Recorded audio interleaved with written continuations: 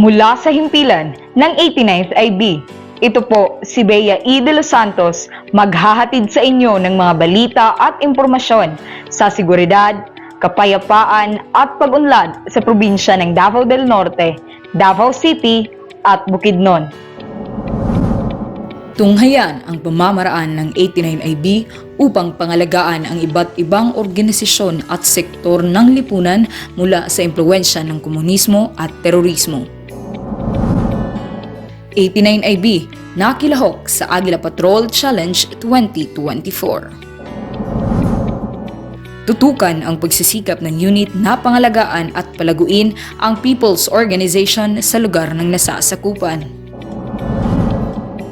89IB naglunsad ng outreach programs kasama ang mga stakeholders sa Davao del Norte at Bukidnon. Lakas at kakayahan ng kababaihan ng 89IB, pinatunayan.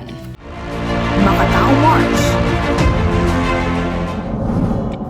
Pinaigting at binigyang tuon ng Macatao Batalyon ang pagbibigay kapasidad at kakayahan sa bawat individual sa Bukidnon at maging sa Davao del Norte na tanggihan ang impluwensya ng komunistang teroristang grupo sa kanilang lugar sa pamamagitan ng Massive Awareness Campaign o MAC. Ito ay ginanap mula noong 2 hanggang 12 araw ng Abril taong kasalukuyan. Sumailalim sa MAC ang grupo ng security guards, NSTP students at maging ang mga single motor, habal-habal at bao-bao drivers ng San Fernando at Valencia City, Bukidnon. Layon ng aktibidad, nahikayatin ang bawat mamamayan na makilahok sa hakbangin upang tuldukan ang insurhensiya at maging inspirasyon para sa iba sa pagsulong ng kapayapaan. Nagpakitang gilas ang 89IB kasabay ang iba pang 10 organic unit sa ika-6 na Aguila Patrol Challenge noong 8 hanggang 10 araw ng Abril 2024 na ginanap sa 10th Division Training School, Mawab, Davao de Oro. Ipinamalas ng isang squad ng unit ang kanilang kahandaan at mga kasanayan bilang isang sundalo sa iba't ibang kompetisyon. Ito ay binubuo ng troop leading procedure, rappelling, tactical combat casualty care, improvised explosive device detection, knot tying, endurance firing, battle drills, map reading, land navigation at iba pa. Hindi man naiuwi ng batalyon ang kampyonato sa AGPA 2024, ngunit patuloy na magsisikap ang unit na magsanay upang gampanan ang tungkulin bilang mga tagapagtanggol ng mamamayan at ng bayan higit pa sa kompetisyon. Sa higit na 5 taon na pagkatatag ng unit, madami ng People's Organization itong natulungan. Sa kasalukuyan, may 53 PO na sa ilalim ng pangangasiwa ng 89IB. 2 dito ay matagumpay ng na-confederate. Ito ay sa Santo Tomas, Davao del Norte at Valencia City, Bukidnon.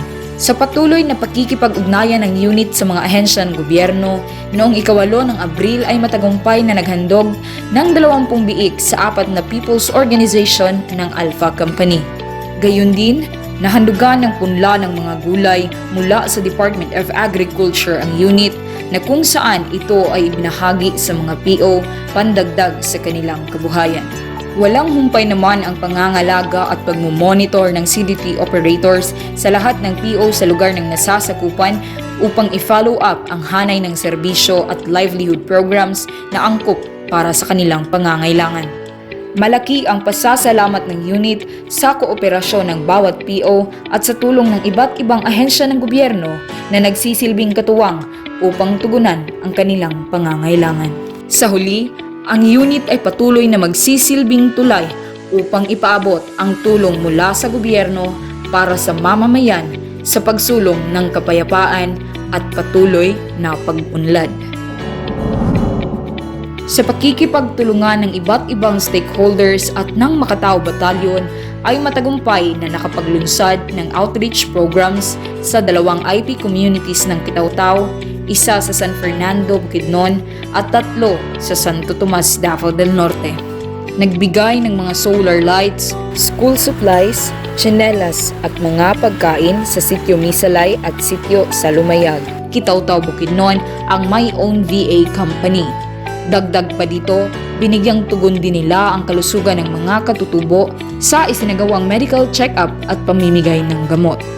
Samantala, 3 outreach program na pinangunahan ng lokal na pamahalaan ng Santo Tomas ang dinaluhan ng unit kung saan naghatid sila ng serbisyo na libreng gupit at masahe. Nangangako ang unit na patuloy na makikipagtulungan sa mga stakeholders upang maghatid serbisyo sa mga higit na nangangailangan, lalo na sa bawat individual na naninirahan sa masusukal at malalayong lugar.